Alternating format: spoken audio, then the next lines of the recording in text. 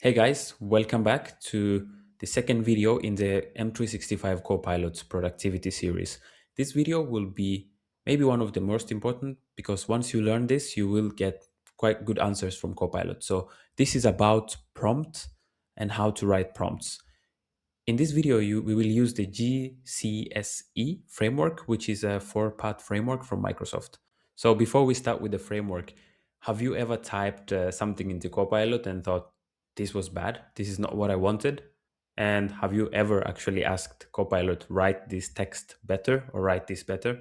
I've done that and I get really bad answers. It's not that I'm bad at Copilot, it's just that I talk to Copilot as a friend and I expect Copilot to understand this and create a super output. So basically, what's happening in the backend is you didn't tell Copilot enough.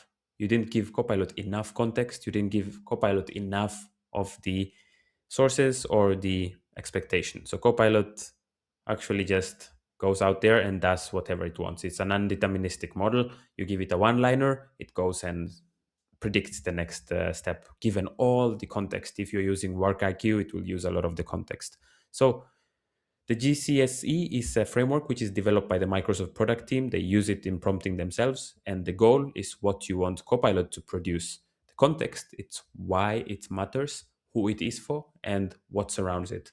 The source is quite simple. It's the files, the emails, the meetings, meeting transcripts, and the threads. So this is what Copilot grounds its answer in.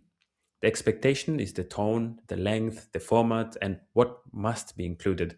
So if you get these four things inside your prompt, Copilot slowly stops guessing and starts delivering on the answers that you want. So next time you think about asking Copilot to write an email to my team about the project delay, just that's just a goal. So Copilot will write something, but it will be very generic. The tone will be neutral, and you will probably spend a lot of time rewriting this. So watch what happens when we use the GCSE. So how we do this? You start with a goal, write an email to my team about the 2 week delay on the customer portal launch. That is the goal. The context. My team is 6 engineers who've been working overtime. They are frustrated. I need to acknowledge their efforts without sugarcoating it. The source is use the project status update I sent to the leadership last Friday, the one in my sent folder so that it actually picks the right one. The expectation, keep it short. These people are busy. So the expectation is under 150 words, warm but direct, and with one clear next step, no corporate jargon. So this is the same thing, the same question, but now you have a completely different output because Copilot knows the tone, it knows the length, it knows the source, and it's given the context. The 6 engineers who have been working overtime. This is an example. And there is one more thing. The order of how you write actually matters because the prompt is sometimes if you write a long prompt, there is recency bias, but put the sources last before you hit enter.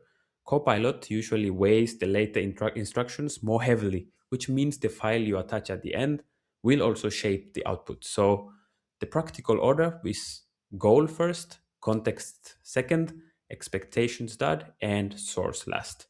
As you can see on the screen, this is an example from Microsoft.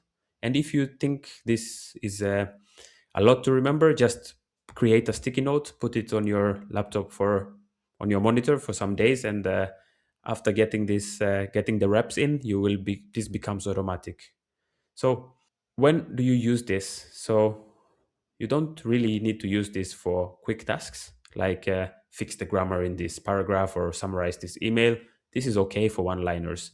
But the moment this is, let's say, for example, an email to a client or a deck for leadership, then you have to use all four because there is someone on the other end, there is context, and there is sources, and also there is expectations. So make sure when you have other people in going to use this that you use the GCSE framework. So in the description for the video here, there is a free downloadable template, and this is from Microsoft, and you can use it to as a reference. So remember, the framework is goal, context, source, expectation.